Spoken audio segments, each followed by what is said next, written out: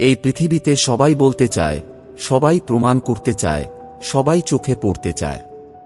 তবে খুব কম মানুষই আছে যারা নীরবে কাজ করে, নিজের লক্ষ্যকে আঁকড়ে ধরে, কারো বাহবা বা সম্মতির অপেক্ষা না করেই এগিয়ে যায়। ভাবো একবার, একটা বীজ যখন মাটির নিচে পড়ে, তখন সে চিৎকার করে না। সে বলে না, আমি একদিন বৃক্ষ হব। সে নীরবে তার ভেতর থেকে শক্তি সঞ্চয় করে, অপেক্ষা করে সময়ের, মাটির, জলের। শেষে সে মাথা তোলে আকাশের দিকে। সবার দৃষ্টি পড়ে তার ওপর। ঠিক তেমনি তোমার ভেতরের স্বপ্নগুলো চিৎকার চায় না, তারা চায় সময়, ধৈর্য আর গভীর কাজ।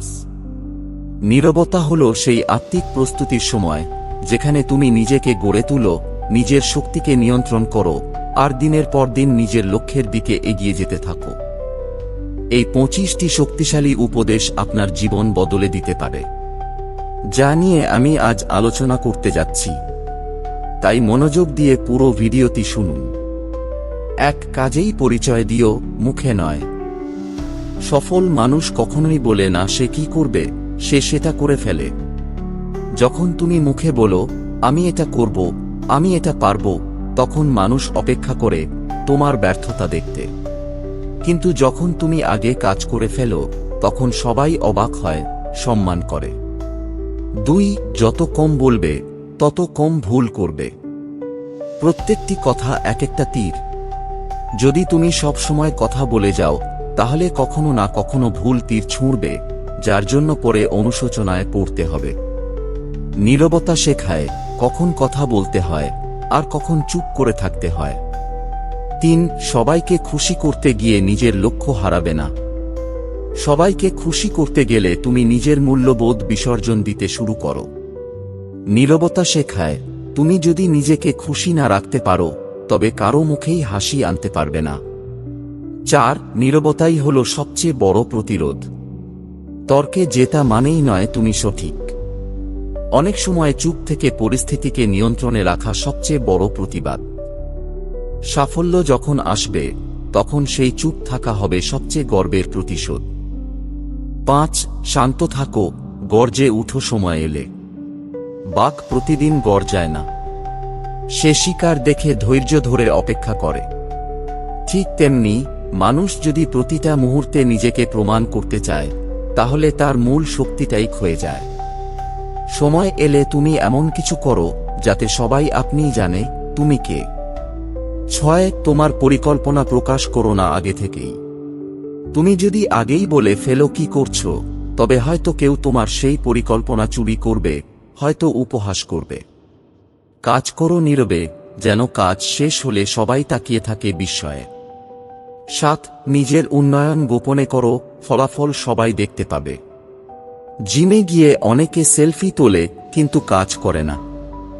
আবার কেউ আড়ালে গিয়ে কঠোর পরিশ্রম করে, আর কিছুদিন পর তার শরীরেই বোঝা যায় কতটা উন্নয়ন হয়েছে। তোমার উন্নয়ন যেন দৃশ্যমান হয় কাজের মাধ্যমে, নট স্ট্যাটাস আপডেটের মাধ্যমে। 8, নীরব থাকলে তুমি মানুষের মনোযোগ আকর্ষণ করো। সেই মানুষটি যে কম কথা বলে, তার এক একটা শব্দ হয় মূল্যবান। মানুষ তার কথা মন দিয়ে শোনে। তুমি যদি প্রতিটা মুহূর্তে নিজের গল্প বলো, তবে কেউ আর শুনবে না, বরং চুপ থেকে গল্প তৈরি করো। 9, তর্ক নয়, অর্জন দিয়ে প্রমাণ দাও। তর্কে তুমি জিতলেও মানুষ বদলায় না। অর্জনে তুমি কাউকে বদলাতে পার না হয়তো, কিন্তু সবাই তোমাকে সম্মান করতে বাধ্য হয়। 10, নীরবতা মানে দুর্বলতা নয়, শক্তির নিয়ন্ত্রণ। শান্ত থাকা মানে সব মেনে নেওয়া নয়। এটা বোঝায় তুমি নিজেকে এতটাই নিয়ন্ত্রণে রেখেছ যে আবেগ তোমার ওপর রাজত্ব করতে পারে না। 11, সবকিছু শেয়ার করা বুদ্ধিমানের কাজ নয়।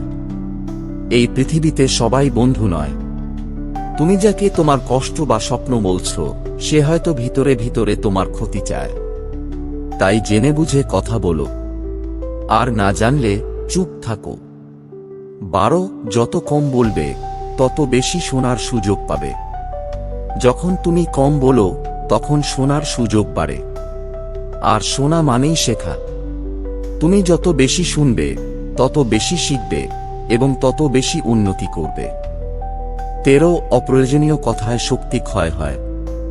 প্রতিটা কথার পেছনে তোমার মস্তিষ্ক কাজ করে শক্তি ক্ষয় হয়। অপ্রয়োজনীয় কথা কম বললে তুমি সেই শক্তি অন্য কোথাও কাজে লাগাতে পারো, নিজের উন্নয়নে। 14 তোমার ফোকাস অন্যদের মনোযোগ পাওয়ার নয়, সাফল্যের হওয়া উচিত। যারা শুধু শো অফ করে তারা খুব তাড়াতাড়ি হারিয়ে যায়। সফলতা নিজেই এত শক্তিশালী যে সেটা একদিন চিৎকার করে বলে, তুমি বিজয়ী। 15 সবার মতামত গ্রহণযোগ্য নয়। তোমার জীবনটা কারো প্রভাব পাওয়ার জন্য না।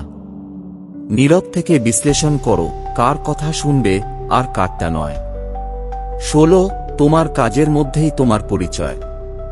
তুমি কারা চেনো না, তুমি কি করো সেটাই বলে দেয় তুমি কে। একটা ভালো কাজ হাজারটা কথার চেয়ে শক্তিশালী। 17 শান্ত মনের শক্তি বিশাল। নীরবতা তোমাকে তোমার ভেতরের কণ্ঠ শোনার সুযোগ দেয়। তুমি যখন ভেতরে শান্ত, তখন বাইরের অশান্তি তোমায় নাড়া দিতে পারে না। 18 তুমি যখন নীরব, তখন তুমি পরিস্থিতির ওপর নিয়ন্ত্রণ নিতে পারো। রেগে গেলে ভুল হয়, চুপ থাকলে বোঝা যায় কি করা উচিত। নীরব থাকা মানে নিজের অনুভূতিকে নিয়ন্ত্রণে রাখা। 19 শত্রু তোমার নীরবতায় ভয় পায়। যখন তুমি কিছু বলো না, তখন শত্রু জানে না তুমি কি ভাবছ। এই অনিশ্চয়তাই তাকে দুর্বল করে। 20 নীরবতা হল ধৈর্যের পরীক্ষা। তুমি যদি চুপ থাকতে শেখো, তাহলে তুমি যে কাউকে হার মানাতে পারো, কারণ তুমি জানো কিভাবে সময়ের অপেক্ষা করতে হয়। 21 কাজের সময় কাজ করো, শো অফের সময় নয়। তুমি যদি কাজের সময় ছবি তোলো, রিল বানাও, তখন হয়তো রেজাল্ট আসবে না। কাজ শেষ করে দেখাও, তখন সবাই বলবে ওটা তো সেই করেছে। 22 তুমি যত কম বলবে, তত কম আঘাত পাবে। কথা অনেক সময় অস্ত্রের মতো ফিরে আসে নিজের দিকে। তুমি কম বললে ভুল বোঝাবুঝি কম হবে, আঘাতও কম হবে। 23 নীরবতা মানেই সব সময় একা থাকা নয়, নিজেকে জানা। চুপ থাকার মানে একা হয়ে যাওয়া নয়, এটা আত্ম উন্নয়ন। এই সময়টা নিজেকে বোঝার সময়, নিজের ভেতরের শক্তিকে জাগানোর সময়। 24 একটি কথা, চুপ থাকো, শিখো, গড়ো, দেখাও। এই 4টা ধাপ, নীরব থেকে শোনা, শেখা, গড়ে তোলা, তারপর প্রমাণ করা, সফলতার শ্রেষ্ঠ রাস্তাগুলোর একটি। 25 নীরব থাকো, কিন্তু আত্মবিশ্বাস নিয়ে হাঁটো। তুমি কথা না বললেও তোমার হাঁটা, তোমার চোখ, তোমার আচরণই বলে দেবে এই মানুষটা জানে সে কি চায়। বন্ধুরা, আমরা যদি এই 25টি উপদেশ প্রতিদিনের জীবনে প্রয়োগ করি, তাহলে ধীরে ধীরে আমাদের মনোবল, আত্মনিয়ন্ত্রণ ও ফোকাস বাড়বে। আমরা আবেগের ভিড়ে নিজেদের হারিয়ে ফেলব না। আমরা চুপ থাকব, কিন্তু ভিতরে ভিতরে গড়ে তুলব এক অনড় আত্মবিশ্বাস, যেটা একদিন পরিণত হবে সাফল্যের এক শক্তিশালী আগ্নেয়গিরিতে। তুমি চুপ থেকো, পৃথিবী একদিন তোমার গর্জন শুনবেই।